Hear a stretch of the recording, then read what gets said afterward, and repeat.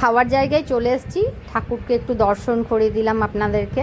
ঠাকুর ঈশ্বর মঙ্গল করুক আপনাদের সবাইকে, বিপদের হাত থেকে, অ্যাক্সিডেন্টের হাত থেকে বাঁচাক। চলুন এবার খাওয়া যাক। চলুন, খাওয়া দাওয়া হয়ে গেছে, টোটো পেয়ে এসেছি, হাঁটতে হলো না, নিয়ে বাড়ি ফিরছি। চলুন টোটো করে বাড়ি ফিরছি, ঘরে গিয়ে শেষ করব ব্লগটা। চলুন, চলে এসেছি খেয়ে দিয়ে। ইলিশ মাছ ছিল, শুক্তো ছিল, ডাল ভাত, রজমলা আর দইটা হাতে নিয়ে চলে এসেছি। আমি আর জুবি এখন খাচ্ছি। এই জুবি দেখা, তোকে সকাল থেকে দেখেনি কেউ। জুবি আর আমি দই খাচ্ছি। মা খেয়ে নিয়েছে নাকি? মা খেয়ে নিয়েছে আগেই।